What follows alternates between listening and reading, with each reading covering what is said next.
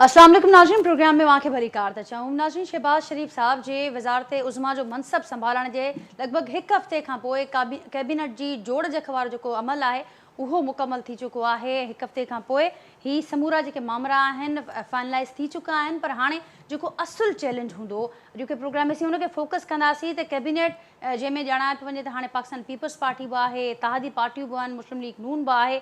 उन्हनि जे ॾाढो वॾो चैलेंज हिकु त हिक ॿिए खे गॾु खणी हलणु आहे ऐं उन सां गॾोगॾु जेको वॾो चैलेंज आहे उहो जेके वाइदा थिया आहिनि, जेके मामला ॼाणाया विया आहिनि, उहा परफॉर्मेंस, उहा डिलीवरेंस अवाम ताईं ही तमामु वॾो चैलेंज हूंदो जो कि प्रोग्राम उनखे फोकस कंदासीं। उन खां सवाइ अवां ज़रूरु ॾिठो हूंदो त इमरान ख़ान साहिब जी सदारत में हिकु एहतजाजी तहरीक हलंदड़ आहे। उनजो जेको उन एहतजाजी तहरीक में जेके जलसा प्लान कया विया आहिनि, शेड्यूल्ड आहिनि, उन मुताबिक़ उनजो सिलसिलो बि जारी आहे। उन में ॼाणाए पियो वञे, वाज़े कयो पियो वञे त असांजो जेको टारगेट आहे फौरी इलेक्शन आहे, नवां इलेक्शन्स आहिनि ऐं उन ताईं असां पंहिंजो हीउ जेको प्रेशर आहे उनखे बिल्ड कंदा रहंदासीं। हिन हुकूमत खे आख़िरकार जल्द जल्द हीउ जेको इलेक्शन आहे नओं उहो वारो जेको मुतालबो आहे उनखे मान ॾियणो पवंदो।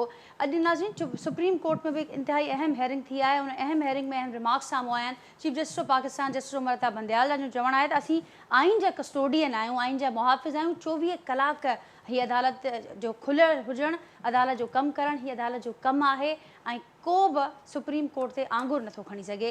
नाज़रीन उन समेत जेके मुख़्तलिफ़ मामला आहिनि उनखे अॼु के प्रोग्राम में डिस्कस कंदासीं। जेको पैनल मूंसां गॾु मौजूदु आहे उनजो तारुफ़ असां कराईंदसि। कराची स्टूडियो में मूंखे जॉइन कयो आहे पाकिस्तान पीपल्स पार्टी सां तालुक़ु रखंदड़ सीनियर अॻवान आहिनि, MP आहिनि नवीद एंथनी साहिबु, मूंसां गॾु हिते मौजूदु आहिनि। कराची स्टूडियो में मूंखे जॉइन कयो आहे मियां अज़ीम साहिबु आहिनि, जिन मूंखे वीडियो लिंक ते जॉइन कयो आहे, मुस्लिम लीग नून सां तालुक़ु रखनि था।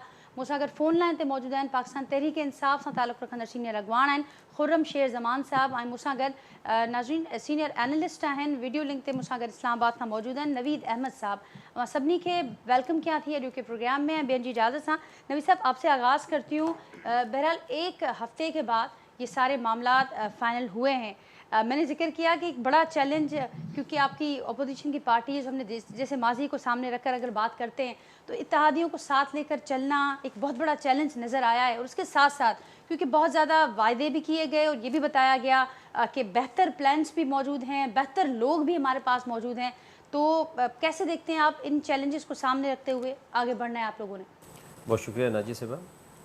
देखें, ये जो आप अभी फरमा रही थी अपने इंट्रो में कि जी एक हफ़्ता लग गया इस सारे प्रोसेस में, बुनियादी बात ये थी कि चूँकि पाकिस्तानी कौम ने जिस कर्ब से ये 3.5 साल गुजारे हैं और जिस जमहूरी तरीके से और आइनी तरीके से हुकूमत की जो तब्दीली हुई है, उसमें ज़ाहिर है फ़ैसले बड़ी संजीदगी के साथ होने थे और इसमें आपको एक मैच्योरिटी भी यकीनन नज़र आ रही होगी कि तमाम पाकिस्तान की जो पॉलिटिकल फोर्सेस हैं उनको साथ लेकर, जो पार्लियामान में मौजूद है, उनको साथ लेकर चलने का ही ये अमल था, जिसकी वजह से थोड़ा सा बज़ाहिर जो लोगों को महसूस हो रहा था कि कुछ डिले हो रहा है, लेकिन बुनियादी चीज़ ये थी कि सबको साथ लेके चला जाए। और इसमें अब आप 3-4 रोज़ से जो चीज़ें सामने देख रहे हैं, जिसमें वज़ीर-ए-आज़म पाकिस्तान और उनके रफ़क़ा कार जिस तरीके से मुख्तलिफ़ इदारों में जा रहे हैं और जो एक ख़तरनाक तरीके की जो अलार्मिंग सिचुएशन हमें बताई जा रही है कि ख़जाने का क्या हाल है, हमारी जो बिजली पैदा करने वाले इदारे हैं, जो पावर सेक्टर है, उसमें हम कहाँ खड़े हैं, मुख्तलिफ़ जो इन्होंने सब्सिडीज़ की बद में पाकिस्तानी ख़जाने पर जो आर्टिफिशियल एक वो बज़ाहिर तो लोगों को ये रिलीफ दे रहे थे, जो बोझ डाला हुआ है जिससे अरबों रुपए जो है वो हर हफ्ते जो है वो दिए जा रहे हैं सब्सिडीज़ की बद में। इस ख़तरनाक माशी सूरत हाल में यकीनन फ़ैसला बड़ी संजीदगी के साथ करने चाहिए। यही इस वक्त अहम वक्त की ज़रूरत है और यही सबसे बड़ा चैलेंज है कि वो 70 साल जिसमें बकौल साबका हुकूमत के कि इतने अरबों डॉलर ले लिए, अब जब सूरत हाल लोगों के सामने आई है तो इतने कर्ज़े 2018 तक जितनी भी हुकूमतें रही हैं उन्होंने नहीं लिए जितने PTI की गवर्नमेंट ने ले लिए थे इन 3-3.5 सालों में। तो अब ये चीज़ें निकल के सामने आ रही हैं और तोशाखाने का तो वो आपने सब ने सुन लिया होगा और इस जैसे बेशुमार ऐसे इनके वाक़यात हैं या इनकी कारस्तानियाँ हैं जो अब लोगों के सामने आ रही हैं। सबसे बड़ा ये है कि जिस तरीके से ख़जाने पे इन्होंने डाका मारा है, जिस तरीके से इकॉनमी इन्होंने मिस हैंडल की है, जिस तरीके से इन्होंने पावर जो डिपार्टमेंट है, जो जहाँ पे पावर जनरेशन होती है, उसको मिसहैंडल किया है, ये सारी चीज़ें जो हैं वो आम आदमी को जो है वो उस पर असरअंदाज हो रही हैं, उसकी रोज़मर्रा ज़िंदगी पर।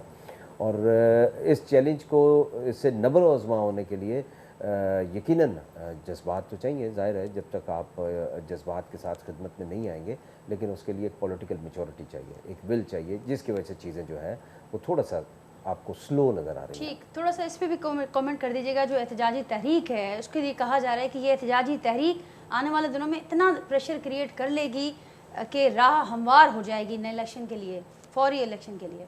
किसकी? जो अभी आप देख रहे हैं अपोजिशन की जो एहतजाजी तहरीक। अच्छा, वो एहतजाजी तहरीक आप उसको कह रही हैं, मैं तो समझे शायद वो शोक की वजह से निकले हुए रोडों पर। तो वो करते रहे, देखिए वो उनका हक है, बुनियादी हक है, बीइंग ए पॉलिटिकल वर्कर मैं तो ये कहूँगा, देखिए जी उनका बुनियादी हक है, वो अपना करते रहे। लेकिन जिस तरीके से अब ये खुलेंगी चीज़ें, सामने आएंगी, तो फिर लोगों को असल हकाइक से जो है वो उसका सामना लोगों को नहीं, करना कुछ पड़ेगा। हकायक तो वहाँ पर भी बताए गए। खुरम साहब भी हमारे साथ हैं। खुरम साहब, क्या कहेंगे आप? वो कहते हैं कि आपका हक है बुनियादी एहतजाज करें, लेकिन हुकूमत अपना काम करती रहेगी। अभी एक हफ्ते के बाद ये कैबिनेट वाला मरहला मुकम्मल किया गया है और वो बता रहे हैं कि पॉलिटिकल मैच्योरिटी की जिसकी बड़ी कमी महसूस की गई इन 3.5 सालों में, वो जो खला था वो उसको पुर करने के लिए बिल्कुल तैयार हैं। क्या कहेंगे? नहीं, खला पूर करने वाले इतने अच्छे होते तो बैठते ना पाकिस्तान में, लंदन में जाके क्यों बैठ गए? इसाकदार जो कि जिम्मेदार था इस मुल्क की तबाही का, वो क्यों भाग के वहाँ पे बैठ गया? दूसरे जो साहब है अपने प्लेटलेट के बहाने क्यों भाग गए? यहाँ बैठ के कोर्ट का सामना करते हैं ना, जो केसेस इनके ऊपर चल रहे हैं, जो अदालतों से ये भागे हुए। अदालतें तो हमारे साथ मिली हुई नहीं है ना, अदालतें तो आजाद हैं। चीफ जस्टिस तो पाकिस्तान पे इल्जाम तो नहीं आप लगा रहे। आप आइए यहाँ पे अपनी अदालतों को फेस करें। आप बहुत अब ये फरमा रहे हैं साहब कि इतना कर्जा ले लिया जितना सारी पाकिस्तान की हिस्ट्री में लिया गया। इनके पास कुछ फिगर्स हैं? बोलने को तो बहुत आसान है, कुछ भी बोल दें, कोई फिगर्स बता दें, किस फिगर्स की बात करें। हमने तो उल्टा कर्जे उतारे हैं, कर्जे हमने जितने लिए थे उसके हिसाब से हम उतारते गए। रही बात जो ये फरमाए कि हमारे पास हमारा एक बुनियादी राइट है एहतजाज करने का, देखें ये एहतजाज नहीं है, ये इनकलाब आ चुका है सब पाकिस्तान के अंदर। इनको अंदाजा नहीं है इनके साथ होने क्या लगा है, क्योंकि बाकी सारी सियासी जमातें जो इनके साथ हैं वो तो इस वक्त परेशान बैठी हुई हैं। उनको ये समझ में नहीं आ रहा है कि वो किस मुंह से आवाम के पास जाएगी, थोड़ा किस शेयर तरीके कर से दे वोट खुरम साहब, लेंगे। क्या होने जा रहा है? आपने कहा कि इनको अंदाजा नहीं है कि आने वाले दिनों में क्या होने जा रहा है। होने ये जा रहा है कि इस वक्त तो सिर्फ आप जो है ना कि वो इसका खाली एक एग्जाम्पल आप ले लेंगे जो हमने आपको पेशावर में अपने जलसे देखे हैं, जो आपने कराची में देखे। आप उस दिन को इंतजार करें जिस दिन पूरे पाकिस्तान में एक ही दिन लोग आके सड़कों में बैठ जाएंगे, फिर घरों को वापस नहीं जाएंगे। इन्होंने क्या करना है मुल्क के लिए?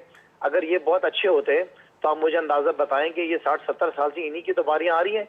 जो आसिफ अली जरदारी कहता था कि नवाज शरीफ कौमी चोर है, हारियों का चोर है, और शहबाज शरीफ कहते थे कि मैं जरदारी के पेट से कौम का लूटा हुआ पैसा जो है ना पेट फाड़ के निकालूंगा। तो आप अंदाजा लगा लें कौम के सामने जिस तरह ये दोनों सियासी जमातें एक्सपोज हुई हैं, तो इनके पास तो कोई मुंह छुपाने को भी इनको नहीं मिलेगा।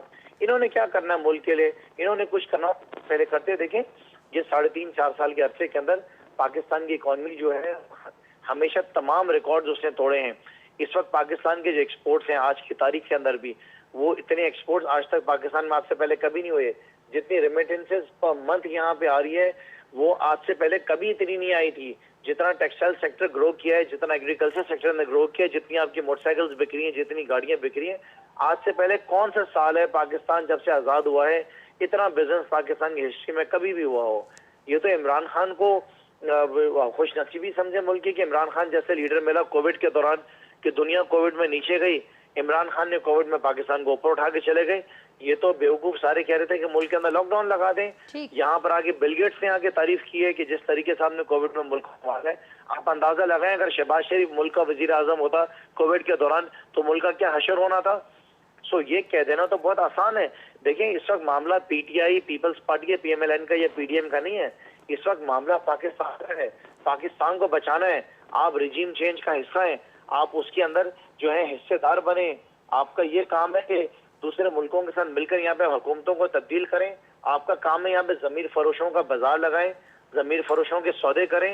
ये तो जमीर पे कहना लोगों के। ये वोट तो जो वोट नवाज शरीफ के नाम पे मिला है वो वोट क्यों इमरान खान के पास जाए, या जो वोट इमरान खान को मिला है वो क्यों उठकर यहाँ पर आए? ठीक। तो क्या अदालतों को ये नजर नहीं आ रहा है कि जिस तरीके से यहाँ पे सौदे चल रहे हैं, जिस तरह बिक रहे हैं लोगों के जमीर बिक रहे, इनके आज बच्चे जो है जवाब आया स्कूलों में है। मुंह दिखाने चीफ के लायक जस्टिस ऑफ नहीं रहे। पाकिस्तान ने आज अहम रिमार्क्स दिए हैं, ज़रूर आपने वो सुने होंगे, जिनमें ये जिक्र किया गया कि अदालतों का काम है, अदालतें आइन की मुहाफ़िज़ हैं, कस्टोडियन हैं, 24 घंटे काम कर सकती हैं और कोई सुप्रीम कोर्ट पर उंगली नहीं उठा सकता। अदालतों को काम करना चाहिए, रात के 12 बजे तक रोजाना ताले खुलने चाहिए। यहाँ पे केसेस हजारों की लाखों की तादाद में केसेस पेंडिंग है, लेकिन देखें कुछ केसेस ऐसे अहम हैं कि जहाँ पे उसको देखना बहुत ज्यादा जरूरी है। जिस तरह इस वक्त मुल्क बिल्कुल डेडलॉक की तरफ जाता जा रहा है, क्या आप चाहते हैं कि हालात इस तरह आगे की तरफ जाए? क्योंकि इमरान खान तो घर में नहीं बैठने वाले हैं। आज 70% पाकिस्तानी जो है, 70% पाकिस्तानी इमरान खान के साथ खड़ा है, और ये 30% जो बाकी बचते हैं वो इनके हिस्सेदार हैं सारे। आप मुझे बताएं, we are heading towards disaster. ठीक, तो फिर आने वाले दिनों का क्या लाए अमल बनाया हुआ है आप लोगों ने? देखिए, आगे का लाए अमल हमारा यही है कि तमाम प्रोविंशियल असेंबली से हम रिजाइन कर देंगे, चाहे केपी हो, चाहे वो पंजाब हो, चाहे वो सिंध असेंबली हो। तमाम प्रोविंशियल असेंबली से भी हम जो है रिजाइन करेंगे, और नेशनल असेंबली से कर चुके हैं। अब जो जमीर फरोज बचे हैं वो आपकी गोद में आगे बैठेंगे। आप मुझे बताएं, मुल्क किस तरह चलाएंगे? अभी तो इन्होंने आपस में लड़ना है। अभी तो शहबाज शरीफ ने जरदारी के पेट फाड़ के पैसे निकालने कौम की लूटे हुए बकौल उनके।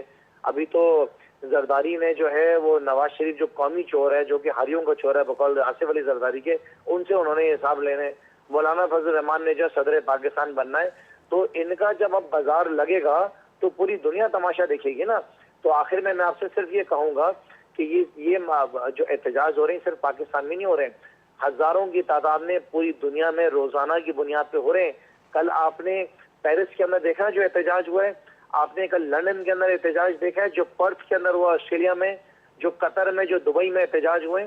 इतने चाहने वाले क्या शहबाज शरीफ और आसिफ अली जरदारी के या फजल रहमान के हैं? ठीक, खुर्रम साहब पॉइंट देखिए, मेरे साथ मियां अजीम साहब भी हैं, नवीद अहमद साहब भी हैं। मियां अजीम साहब के पास चलते हैं। मियां साहब, आपने सुना खुर्रम शेर जमां साहब को, उससे पहले नवीद साहब जिक्र कर फरमा रहे थे अपनी राय का, क्या कहेंगे आप? वो कहते हैं कि अभी ये इसको आप एहतजाज ना कहें, ये तो इनकलाब है और आने वाले दिनों में हुकूमत का चलना मुश्किल हो जाएगा, चल ही नहीं पाएंगे, आप लोग कर ही नहीं पाएंगे हुकूमत, कैसे फिर आगे आप लोग जाएंगे? वो ये भी लाए अमल शेयर कर रहे हैं कि आने वाले दिनों में वो प्रोविंशियल असेंबली से भी रिजाइन कर रहे हैं।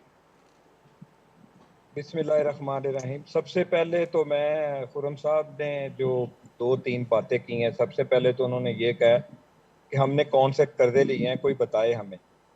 आप इनसे ये पूछें कि जब से पाकिस्तान बना है, ये नून लीग की और पीपल पार्टी की जो दोनों बड़ी जमातें हैं, इन दोनों बड़ी जमातों ने अपने इक़्तिदार में 2000 अरब का कर्जा लिया था इन 35-40 सालों के अंदर।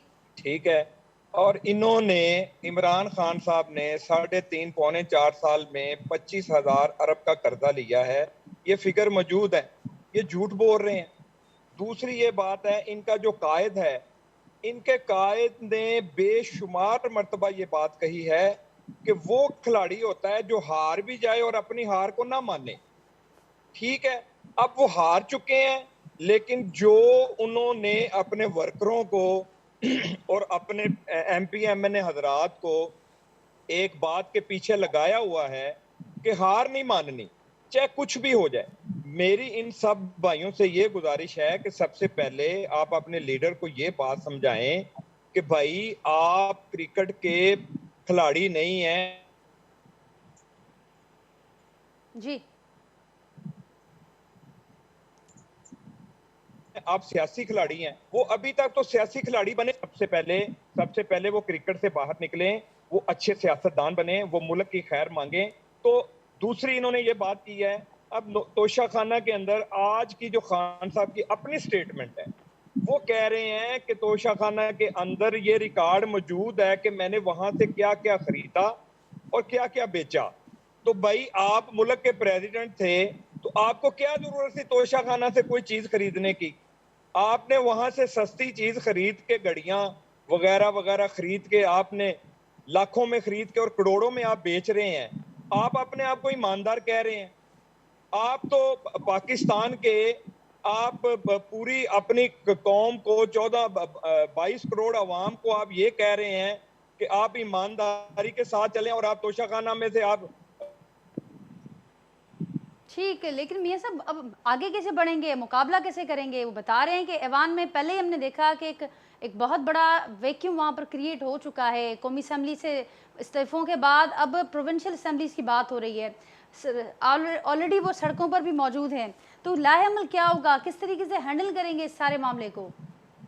देखिए, बात यह है कि सबसे पहले इसको हैंडल करने के लिए देखें, बड़ी क्लियर सी बात है। कल 2-3 दिन इन्होंने जो पंजाब असम्बली में किया है, आज की तारीख तक इनके गवर्नर साहब जो हैं वो जो गैर आइनी काम कर रहे हैं वो हलफ बर्दारी के लिए कल का हमारा टाइम था मगरिब के बाद का, लेकिन उन्होंने वो भी पोस्टपोन कर दिया। आज हम हाई कोर्ट में भी लाहौर हाई कोर्ट में भी गए हैं इस मसले के लिए।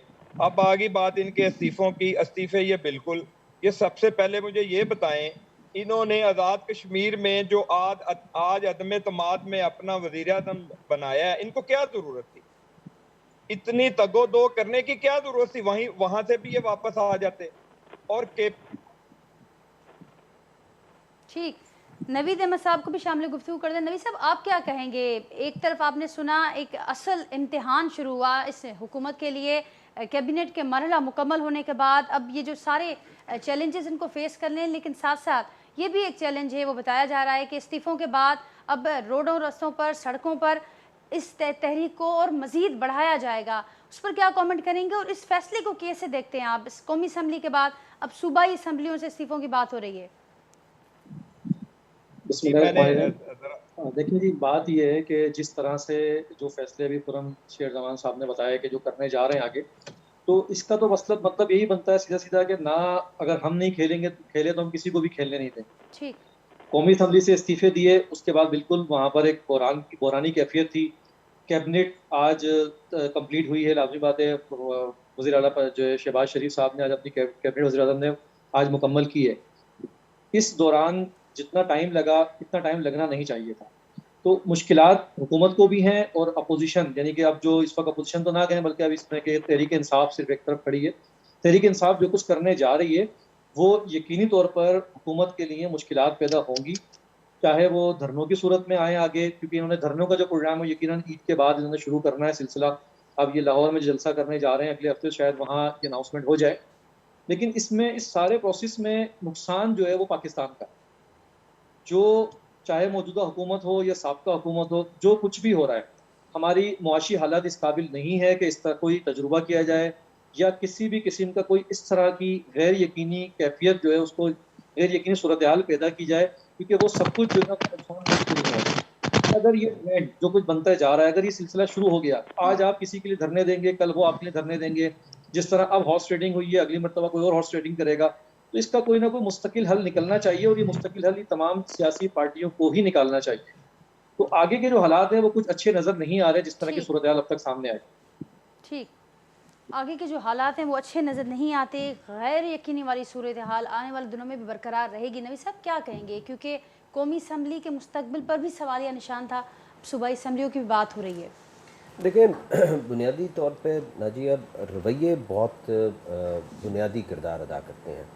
अगर खान साहब का आप रवैया देख लें इनका हुकूमत में आने से पहले भी, तो एक ज़िद्दी किस्म के और अनोखा लाडला किस्म का उनका एक करैक्टर था, जिसमें वो सिविल नाफरमानी की बात उस वक्त भी किया करते थे जब ये हुकूमत में नहीं थे।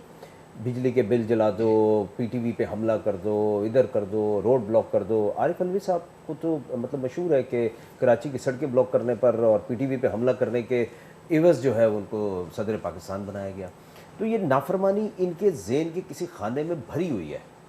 जब हुकूमत में भी आ गए, जब हुकूमत एक आइनी तरीके से जा रही थी, देखिए ना, आप इंसाफ की बातें करते हैं, आपको ये कौन समझाएगा? अब कोई ऐसा करैक्टर ढूंढे ना जो इनको समझाया करता था कि जी आप वज़ीर आज़म हैं। अब कोई ऐसे करैक्टर ढूंढे जो इनको बताए कि अब आप वज़ीर आज़म नहीं रहे, ठीक है ना। अब इनको कौन समझाए कि इंसाफ के लिए 22 साल जदोजहद करने के लिए जो बुनियादी चीज़ होती है वो आइन और कानून की बालादस्ती होती है। ठीक, जिस खित्ते में, जिस रियासत में, जिस मुल्क में आइन और कानून की बालादस्ती नहीं होगी वहाँ इंसाफ का तस्वुर नहीं होगा। लेकिन ये रवैये आपके लिए बड़े मसले मसाइल पैदा कर सकते हैं आने वाले दिनों में। मैं नज़िया वही अर्ज़ कर रहा हूँ आपसे कि देखिए, आप हुकूमत के भी आखिरी दिनों में उनकी जो नफ्सियात देखें आप, उनकी जो शख्सियत का एक उनकी जो करैक्टर बिल्डिंग हुई है वो बेसिकली एक बागी किस्म के शख्स की है ना। जी। मतलब वो आइन और कानून की पासदारी करना उन्होंने सीखा ही नहीं है। उन्होंने किसी एक जाविये में रहकर या किसी हदबंदी में रहकर काम करना सीखा नहीं है। रियासतें इस तरह से नहीं चलती, हुकूमतें इस तरह से नहीं चलती, उसकी बाउंड्रीज होती हैं और वो बाउंड्रीज आइन और कानून की होती हैं। देखिए ना, आप उस वक्त आइन को मान रहे थे जब आप हुकूमत में नहीं थे, कानून को नहीं मान रहे थे। आज जब हुकूमत से आप निकले हैं तो उस वक्त भी आपने आइन को पाँव के नीचे रौंद दिया। आज जब आप हुकूमत से बाहर हैं फिर आप सिविल नाफरमानी की बात कर रहे हैं। तो उनकी तो कूट कूट के भरी हुई है सिविल नाफरमानी, उनसे अब तवक्का क्या कर सकते हैं। लेकिन जो मुहब्बे वतन पाकिस्तानी है उसमें कोई भी सियासी जमात हो सकती है, कोई आम शख्स भी हो सकता है। उसको ये चीज़ समझने की ज़रूरत है कि एक टोला जो आया ही इस बुनियाद पर था कि जिसने नाफरमानी की बात की, और जब गया तो भी वो नाफरमान था, अब जब निकल चुका है तो भी नाफरमानी की बात कर रहा है। तो नाफरमानों के पीछे लगना है या मुल्क को आगे लेके जाने वालों के साथ आपने चलना है? कौन समझाएगा? हमने क्योंकि और इस वक्त आपने आप तो लोग हमने- हुकूमत में देखिए ना, हम आज बैठे हुए हैं, एक मीडिया है, पावरफुल एक टूल है, हम उस पर बात कर रहे हैं। जैसे अभी मियां साहब ने बात की, ये खुर्रम शेर जमान साहब ने कहा जी फिगर बताएं, फिगर बता दी, चले मैंने फिगर नहीं बताए तो मियां साहब जो यहाँ तशरीफ फरमाए इस प्रोग्राम में शरीक है, उन्होंने फिगर भी बता दिए। अब जब तक लोगों को ये सच नहीं पता चलेगा, क्योंकि इनकी इतनी ये आदत पुख्ता है कि झूठ इस तरह से बोलो कि सच का गुमान होने लगे, तो इन्होंने झूठ को सच में तब्दील किया हुआ है। आज देखिए ना, मरियम और ज़ैक साहबा ने जिस तरीके से आज बताया है कि आप सोशल मीडिया पे ये जो रोबोटिक अकाउंट्स हैं किस तरीके से लोगों की ज़हन साजी कर रहे हैं और नेगेटिव मतलब एक वो तासुर जो है वो इस तरीके से भर रहे हैं उनके जहनों में, इतना आपने मनफी भर दिया हुआ है। लेकिन उसमें अब इनकी जो करतूतें हैं वो सामने आ रही हैं, खुल के सामने आ रही है। और थोड़े दिन ठहर जाइए, मैंने आपसे अर्ज किया ना, ये करना चाहते हैं, इनके बुनियादी हक है, ये करें, इख्तलाफ भी करें, एहतजाज भी करें, जो मर्जी करें, दुनिया के किसी कोने में करें, ठीक है ना। पाकिस्तान की जंग हंसाई ये पहले भी करवाते थे, बाहर जा कर भी कहते थे कि जी हमारे यहाँ तो सारे चोर हैं, हमारे यहाँ डाकू हैं। अब ये अगर ये इस तरीके से जगह सही करवाना चाहते तो करें। ठीक, खुर्रम साहब क्या कहेंगे, क्योंकि वो बहरहाल एक मुल्क का नुकसान हो रहा है और गैर यकीनी वाली सूरत हाल अगर बरकरार रहती है तो उसमें किसी का फ़ायदा तो होना नहीं। आपने सब पैनलिस्ट को सुना, आप क्या राय रखते हैं? क्योंकि यही कहा जा रहा है कि ना खेलना है ना खेलने देना है। बड़े एहतराम के साथ इनसे पूछें कि आपके आइन में किस जगह पे ये लिखा हुआ है कि बैरूनी मुदाखलत के जरिए जो है आप एक इलेक्टेड हुकूमत को गिरा दें। बताएं मुझे कौन सा क्लॉज है, कौन सा आर्टिकल है जो कि कहता है कि जो है फॉरेन इंटरफेरेंस के जरिए मुल्क की जो है वो खुद मुख्तारी के ऊपर हमला किया जाए और एक इलेक्टेड हुकूमत को गिरा दिया जाए। मैं खामोश बैठा हूँ, आगे कोई बात नहीं करता। पूछें इनसे क्या DGISPR ने बात नहीं बोला कि मुदाखलत हुई है? कहा ना उन्होंने, बिल्कुल कहा, लेकिन तो उसमें रिजीम फॉरेन कंस्पिरेंसी या रिजीम चेंज का कोई जिक्र नहीं किया गया। बहरहाल आपकी हुकूमत की गिनती कितनी है? आप 40 वहां से पकड़ रहे हैं, 10 वहां से पकड़ रहे हैं, 20 इनके जमीरों को खरीद रहे हैं, 6 उनके जमीरों को खरीद रहे हैं, किसी को 20 करोड़ में खरीद रहे हैं, किसी को 8 करोड़ में खरीद रहे हैं, किसी को 22 करोड़ में खरीद रहे हैं। इस तरीके से आपने आइन चलाना है? इस तरीके से पाकिस्तान चलेगा? हमने अपने बच्चों को ये सिखाना है कि हम MNAs बनेंगे और अपने आप को बेचेंगे, जाके अपना सौदा करेंगे इलेक्टेड हुकूमत को गिराने के लिए? आप मुझे बताएं कहाँ पे लिखा हुआ है? मेरे वालिदैन ने तो मुझे ये नहीं सिखाया है, कभी नहीं मेरे वालिदैन ने मुझे बताया कि MNA बन जाना, फौरन MPA बन जाना और सेनेट का वोट बेचना, MNA बन जाना, अमेरिका के कहने के ऊपर अपने जमीर को बेच देना जाके। मेरे लिए तो मेरी माँ है, मैं उसको कैसे बेच सकता हूँ? फिर आप कहते हैं कि हमारी ट्रेनिंग, मेरी ट्रेनिंग ऐसी ही है, मेरे वालिदैन ने भी मेरी ट्रेनिंग की और मेरे लीडर ने भी ट्रेनिंग की है। अगर ये वोट मेरा नवाज शरीफ का होगा तो वो PTI को नहीं जा सकता, अगर वो वोट PTI का इमरान खान का है तो उसको नहीं बेचा जा सकता है। इस तरीके से आपने अगर जीतना है, आपने हुकूमत बनानी है, 100 बिस्मिल्लाह, आप अवाम के दरमियान आए, आप मेजॉरिटी लेकर आए, अपनी हुकूमत बनाए। लेकिन हमारे लोगों को खरीद के, हमारे लोग अगर बिके भी हैं तो लानत है उनके ऊपर, गलत बिके हैं वो, लेकिन आप भी तो खरीदार है ना, ये देखिए ना आप। मेरा ईमान तो आप में से कौन जवाब देना? रिस्पॉन्ड करना चाहेगा नबी साहब, नियाज़ीन साहब रिस्पॉन्ड करना चाहेंगे? ठीक, खुर्रम साहब आपने कुछ सवालात उठाए तो मैं डायरेक्ट वो पैनलिस्ट के सामने रख देती हूँ कि वो क्या रिस्पॉन्ड करना चाहेंगे। मियां साहब आपकी तरफ आती हूँ, फिर नबी साहब आपकी तरफ भी आती हूँ। मियां साहब क्या रिस्पॉन्ड करेंगे? वो कुछ सवालात उठा रहे हैं।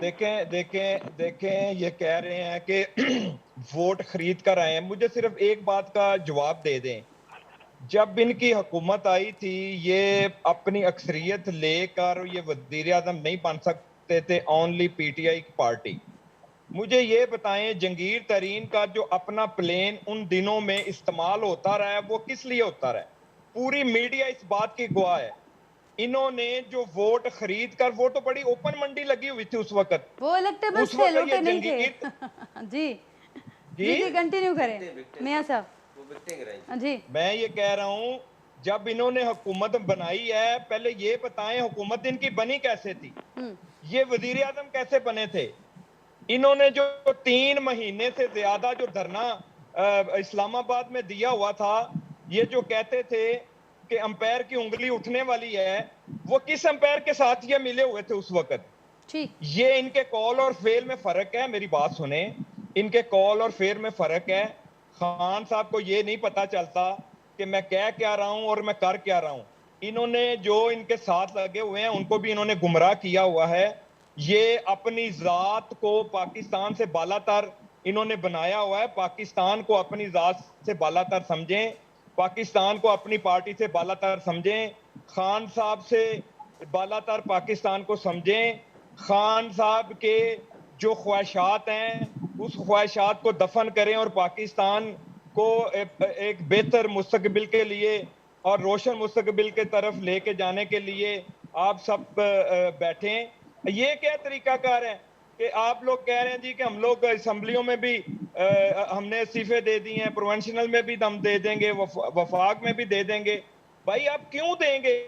आपको अपोजिशन में बैठने की आदत नहीं है, या दिल नहीं करता, या किसी को इक्तदार में देखना नहीं चाहते, या किसी के और के हाथों के में आप पाकिस्तान को तरक्की करते हुए देखना नहीं चाहते? इस वक्त शहबाज शरीफ साहब जो पाकिस्तान के वजीर आजम बने हैं, मुझे ये बताएं, ये खान साहब जो 2 बजे उठने वाले हैं, ये सुबह, ये इनको कहें सुबह सिर्फ 10 दिन, ये सुबह फजर की नमाज के टाइम पे उठ के दिखा दें। ये 7 बजे ऑफिस में आने की इनको आदत नहीं थी। जो इस वक्त के वजीर आजम है, उन्होंने देखे, उनकी अपनी ये स्टेटमेंट है कि वक्त कौम की अमानत है। ये एक बहुत बड़ा, देखें दुनिया के अंदर अगर सबसे कीमती अगर कोई चीज है तो वो वक्त है, और वक्त को जितना इन लोगों ने जाया किया और जो अभी कर रहे हैं, गली मोहल्लों सड़कों में आकर लोग पहले बेरोजगार हैं, उन बेचारों को पता नहीं कितने पैसे दे गए, ये जलसे जुलूसों में लेके आ रहे हैं। वो खुदा का खौफ करें, को मुल्क की ठीक, लेकिन इसका हल भी आप लोगों ने मिलकर निकालना है। नवीद अहमद साहब, आपकी तरफ आती हूँ। आपने जैसे जिक्र किया कि क्योंकि ये गैर यकीनी बढ़ती हुई दिखाई देती है आने वाले दिनों में। अभी हम देख रहे हैं कि पंजाब में एक आईनी क्राइसिस है। सूरत-ए-हाल है, ये जो गैर यकीनी सूरत-ए-हाल है, इसका भी सबब इमरान खान साहब बन रहे हैं। इसका भी सबक जो है, ये खान साहब को चाहिए आराम से आके अपोजिशन लीडर बनना और अवाम की खिदमत करनी। अपोजिशन लीडर बन के वहां पार्लियामेंट में आए, पार्लियामेंट में आके अपना रोल अदा करें। और ये कोई तरीकाकार नहीं है इनका कि मैं अकेला ही सियासतदान हूं, मैं अकेला ही ईमानदार हूं, बाकी पूरा पाकिस्तान बेईमान है, सारे लीडर बेईमान है, सारी जमातें बेईमान है। ये खुद ही जज। ठीक ठीक, आपका पॉइंट आ गया मियां आजिम साहब। जी नवीद अहमद साहब, क्या कहेंगे आप? क्योंकि अब ये क्राइसिस वाला जो सिलसिला है, हम देख रहे हैं कि हमजा साहब परेशान हैं हल्फ के लिए। पंजाब के अंदर भी एक क्राइसिस वाली सूरत हाल है। आने वाले दिनों में यहाँ भी क्योंकि हर जो चीज़ होगी वो मशरूत है बहुत सारी चीज़ों के साथ, सदर मुमलिकत की मंजूरी से बहुत सारी चीज़ें मशरूत हैं। तो कैसे ये सिलसिला आगे बढ़ेगा? आने वाले दिनों में तो बहुत मुश्किल सूरत हाल दिखाई देती है, और उसका हल जैसे कि आपने कहा कि सियासी पार्टियों को मिल बैठना होगा।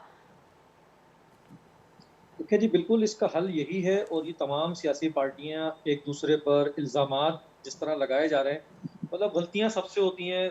PMLN से भी गलतियां हैं, PTI की भी गलतियां हैं, पीपल्स पार्टी की भी गलतियां सबकी हैं। कोई किसी जगह गलत है, कोई किसी जगह गलत है, और ये कहीं ना कहीं सही भी है। ऐसा नहीं है कि बिल्कुल गलतियां हो, लेकिन बात सूरत हाल जो ख़तरनाक और जो गैर यकीनी है, उसकी वजह यही है कि सियासी पार्टियां एक दूसरे को बर्दाश्त करने को तैयार नहीं। कोई भी पार्टी, चाहे वो मौजूदा हुकूमत हो या साबका हो, ठीक, किसी ने एक दूसरे को बर्दाश्त नहीं किया। और इसी वजह से, आप जैसे पंजाब की आपने जिक्र किया, तो हमजा शहबाज की हलफ बर्दारी आज भी मुतवक्का नहीं है, आज भी पॉसिबल नहीं है कि वो हो सकेगी।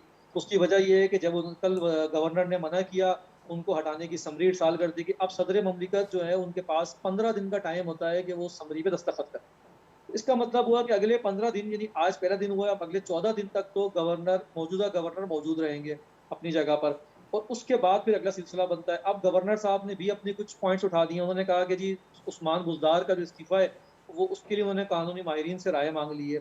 तो एक आईनी बहरान पैदा करने की वहाँ भी कोशिश की जा रही है।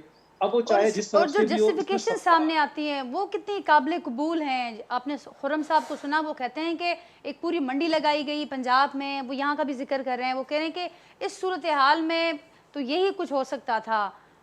इसको कितना काबिल कबूल समझते हैं या जस्टिफाइड समझते हैं सारी सूरत हाल में? देखिए, जस्टिफिकेशन जो खुर्रम साहब ने अपनी दी है, लाज़मी बात है वो अपनी पार्टी की तरफ से जो उनको जिस तरह वो समझते हैं वो उस चीज़ को आगे कर रहे हैं। मंडी लगाने की जहाँ तक बात है तो वो मियाँ अज़ीम साहब उसका जवाब मेरे ख्याल है दे चुके हैं, और सियासतदानों का हमारे यहाँ तो ये कुछ किरदार रहा है। वो एक मखसूस तबका है जो इस तरह से, अगर देखा जाए तो पीटीआई में भी बहुत सारे चेहरे हैं जो कल तक पीएस पार्टी में थे, उससे पहले पीएमएल-एन में थे, पीएमएल-क्यू में थे। खुद पीपल्स पार्टी जो है वो पीटीआई के कुछ लोगों को एक्सेप्ट कर चुकी है। बहुत बड़े-बड़े नाम इसमें अगर मैं नाम लूँ तो मियाँ नदीम अफजल चंद साहब को रिसेंटली बिलावल भुट्टो साहब ने अपने लॉन्ग मार्च के दौरान अपनी पार्टी में एक्सेप्ट किया। तो ये तो सब लोग करते हैं, ये सब लोग वो सिलसिला कर रहे हैं। असल में तो इस वक्त जो सूरत हाल है वो ये है कि जो इदारों के दरमियान, इदारे और अवाम के दरमियान अगर जो खलीज पैदा करने की कोशिश की जा रही है, उस चीज़ों को रोका जाए। सियासी जमातें सियासी मामलात को आपस में बैठ के तय करेंगी तो ये मसले हल होंगे, वरना इसके अलावा इसमें मजीद ये बहरान मजीद खतरनाक होता चला जाएगा जिस तरह की सूरत हाल पैदा हो रही है। ठीक और अल्लाह ना करे कि फिर मुल्क जो किसी गैर आईनी सूरत हाल की तरफ चला जाए। ठीक नबी साहब, कोई गुंजाइश मौजूद है? वो बता रहे हैं कि हल तो यही नज़र आता है कि सारे लोग मिलकर बैठें। देखें, होना तो ऐसे चाहिए कि मुल्क की खातिर सबको मिलकर मुल्क की खिदमत करनी चाहिए, और जो डिफरेंसेस हैं उसको टेबल पर आकर आप उसमें उसका हल निकालें। बिल्कुल, आप लोग जब ऑपोजिशन में थे तो ऐसी ऑफर्स होती थी, बहुत दफ़ा हुई है, अब आप डे लोग वन से हुकूमत होती में। रही, जी, डे तो वन से अब होती ऐसा रही। कुछ इरादा है? बिल्कुल, देखिए मैंने अर्ज़ की शुरू में भी जब कि पॉलिटिकल मेचोरिटी से सारी चीज़ें की जा रही, ये चीज़ें आती हैं मेचोरिटी से, ठीक है ना। डे वन से जरदारी साहब ने, मियाँ शहबाज शरीफ साहब ने, अपोजिशन के तमाम जितने भी कायदीन वहाँ पर थे, उन्होंने अपनी पूरी मुकम्मल हमायत सपोर्ट इनको दी। मुख्तलिफ, चाहे वो कश्मीर का मसला हो, चाहे माशी क्राइसिस हो, हर जगह उन्होंने की। लेकिन वज़ीर आज़म साहब जो साबका हैं वो तो उनसे बात नहीं करना चाहते थे, उठ के चले जाते थे, अपनी बात की और उठ के चले गए। ये उनकी मेजोरिटी थी। मतलब ये फ़र्क है ना, एक फ़र्क था कि ये उनकी मेजोरिटी थी, ये इनकी मेजोरिटी थी, कि इस एटीट्यूड में भी वो हमेशा मतलब अपनी पूरी जो थी वो सपोर्ट को जो है वो पेश करते थे। लेकिन मैं सिर्फ एक सवाल ये करना चाहता हूँ खुर्रम शेर ज़मान साहब से, ये जो इतनी सारी बातें कर रहे हैं, मुझे आइन की पासदारी की कोई एक बुनियादी वो बता दें वजह कि जो ये कहें कि हाँ जी आइन की पासदारी होनी चाहिए। मतलब आइन को आप कुछ नहीं समझते, कानून को आप कुछ नहीं समझते, और सिर्फ ये कहना कि जी जो मैं कह रहा हूँ वो सच है, मेरे अलावा इस मुल्क में तमाम चोर हैं, डाकू हैं, ना इनका अमल इस मुल्क के मफाद के लिए बेहतर है, ना इनका माजी बेहतर था, ना हाल बेहतर, ना मुस्तकबिल बेहतर होगा।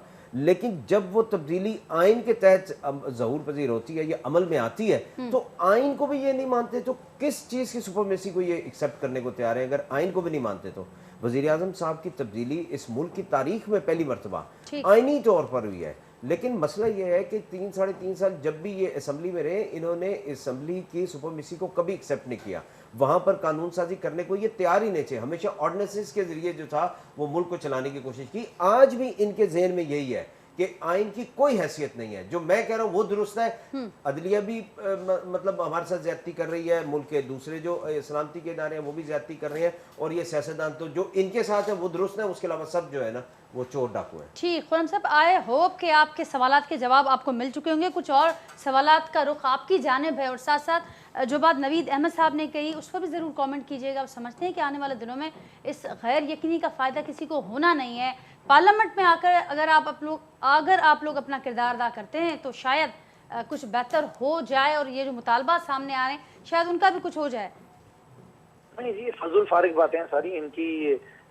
इन तमाम बातों से मेरी सेहत पे कोई फर्क नहीं पड़ने वाला है। और मैंने आपसे कहा ना कि बता दें कि आइन में कहाँ पे लिखा हुआ है कि बाजार लगा के सिंध हाउस के अंदर लोगों की खरीदारी करें, और बाजार लगा के पंजाब में हुकूमत बनाने के लिए लोगों को खरीदें, 5-5 करोड़ में MPS को खरीदें, 20-20 करोड़ में MNS को खरीदें। तो मुझे इनकी बातों से मेरी सेहत पे कोई फर्क पड़ने वाला नहीं है। जो ईमानदार आदमी होता है ना, तो तो वो सबसे पहले अपना ईमान देखता है। देखिए, पाकिस्तानी होने से पहले मैं सबसे पहले मुसलमान भी हूँ। मैंने अमानत में खयानत करने के बारे में भी बातें सीखी हुई हैं। और ये जो आज इतने अच्छे दोस्त बन गए ना पीपल्स पार्टी वाले और ये PMLN वाले, ये वो दौर को भूल गए तो वो उसकी कि पासदारी जब नहीं हुई। ये जब दौर भूल गए जब बेनजीर मोहतरमा शहीद की ये करेक्टर असैसिनेशन करते थे, जब उनकी तस्वीरें जहाजों से फेंकते। इनका क्या है दीन ईमान है, ये क्या बैठ के मुझसे बातें कर रहे हैं? ये तो सब कुछ भूल गए ना अभी। इनको इक्तदार चाहिए, किसी को सदर बनना है, किसी को वजीर आजम बनना है, किसी ने वजीर आला बनना है। देखें, अगर आपके अंदर इतना जोर है तो आप आ जाएं आवाम के दरमियान, आके मुकाबला कर जाएं, आप मेजोरिटी लेकर आए, आप हुकूमत बना लें। हम आपके जमीर फरोशों के आगे जमीर नहीं खरीदेंगे, हम ऑपोजिशन में जाएंगे, हम ऑपोजिशन करेंगे, हमने पहले भी करी थी। हाँ, कहीं पे नाइंसाफी होगी तो हम आपको अपना स्ट्रीट पावर दिखाएंगे और बहुत जोर से दिखाएंगे, और आने वाले वक्तों में इतना जोर से दिखाएंगे कि आप बर्दाश्त भी नहीं कर सकेंगे, ये मैं आपको बताऊं। और दूसरी चीज ये है कि मेरे तो वजीर आजम ने जिस तरीके से पूरी दुनिया के अंदर मेरे प्यारे नबी हजरत मोहम्मद मुस्तफा सल्लल्लाहु अलैहि वसल्लम का केस भी लड़ा है, जिस तरह पूरी दुनिया में जाकर उन्होंने बताया कि हमारे प्यारे नबी हमारे दिलों में राज करते हैं, मैं तो दीन के हिसाब से भी पाबंद हूं उनके साथ खड़े रहने के लिए। ये काम आपने तो नहीं किया। जरदारी साहब के दौर में भी ये सब बातें होती थी, नवाज शरीफ के दौर में भी होती थी, आज से 4 दिन पहले भी हुई है, तो उसके ऊपर भी कोई बयान नहीं आया है। तो बहुत सारी चीजें, जिस तरीके से इमरान खान ने दुनिया के अंदर दीन के लिए आवाज उठाई है, जिस तरीके से पाकिस्तान के लिए आवाज उठाई है, जिस तरह कश्मीर कॉज के लिए लड़े हैं वो, जिस तरीके से अफगानिस्तान के लिए लड़े हैं वो, जिस तरीके से फलस्तीन के लिए आवाज उठाई है, आपका हमारा जनाब पे मुकाबला नहीं है। मैं आपको चैलेंज करता हूं कि आप इलेक्शन में आए और 18 सियासी जमातें मिलकर एक निशान के ऊपर आए। अगर हमने आपको ना हराया ना तो आप हम सबका नाम तब्दील कर देना। एक सियासी जमात या आपकी 18 सियासी जमात को एक निशान के ऊपर हराइए। ये पूरे पाकिस्तान की कौम का इस वक्त ये हालात हैं। आप अपने घरों में जाके पूछ लें, आपके बच्चे और आपकी फैमिली किसके साथ खड़ी हुई है। आपकी मेरी मजबूरियां तो चले हो सकती है ना, कि हमारी मजबूरियां हैं, हमारी लीडरशिप है। हम अपने घरों के अंदर जाके पूछें, अपने पड़ोस में पूछें, तो सब पागल हैं। पेरिस में एहतजाज हो रहे हैं वो पागल हैं, पर्थ में हो रहे हैं, ऑस्ट्रेलिया में जो है, दुबई में, कतर में, सारे के सारे पागल हैं। ये जो नाइंसाफी हुई है ये काबिल कबूल हमें नहीं है। एट एनी कॉस्ट हम इसके लिए लड़ेंगे। आपको हम दीवाने लगे, हम आपको पागल लगे, ये फैसला अगर आप नहीं करेंगे तो ये फैसला सड़कों पे होगा और हम उसके लिए तैयार हैं। ठीक। और जो क्राइसिस हम देख रहे हैं पंजाब में, जो आईनी क्राइसिस हम यहाँ मरकज में देख रहे हैं, वो भी कंटिन्यू करेंगे, क्योंकि आप ये कह रहे हैं कि हम इस नाइंसाफी के खिलाफ लड़ेंगे, तो यही प्रैक्टिसेस हमें रोज नजर आएंगी। देखिए, मैंने आपको बड़ा क्लियरली बता दिया है कि हम प्रोविंशियल असेंबलीज भी छोड़ने जा रहे हैं जी। हम उस किसी हिस्से का, किसी सिस्टम का हिस्सेदार नहीं बनेंगे जहां पे फॉरेन इंटरवेंशन के थ्रू, कब तक का सवाल करें नबी साहब, कब तक आप फॉरेन इंटरवेंशन के थ्रू एक हुकूमत को गिराई जाए और उसका हिस्सा आप बने, ये गद्दारी में आता है। आधे 50% तो मान ही नहीं रहे सिंध असेंबली से इस्तीफा देने। खुर्रम साहब वो कह रहे हैं कि 50% तो मान नहीं रहे। खुर्रम साहब शायद चले गए, उनसे रब्ता हमारा मुनक़ते हो गया, कोशिश करते हैं उनको दोबारा लाइन पर लेने की। मियाँ साहब क्या कहेंगे? वो कह रहे हैं कि नाइंसाफ़ी हुई है और कि क्या ये सारे लोग जो एहतजाज कर रहे हैं, ख्वाह वो यहाँ पर एहतजाज हो रहा हो, वो बाहर एहतजाज हो रहा हो।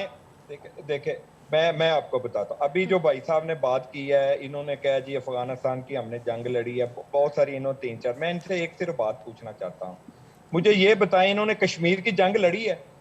इस वक्त वो लाइन पर नहीं है मियां साहब, लेकिन वो जी लेकिन लाइन पे नहीं है, लेकिन वो ये प्रोग्राम सुन लें, क्या इन्होंने कश्मीर की जंग लड़ी है? ये जंग थी, अभी अपनी जात की जंग है तो ये रोज बाहर निकल रहे हैं, जलसों जुलूसों का ऐलान कर रहे हैं।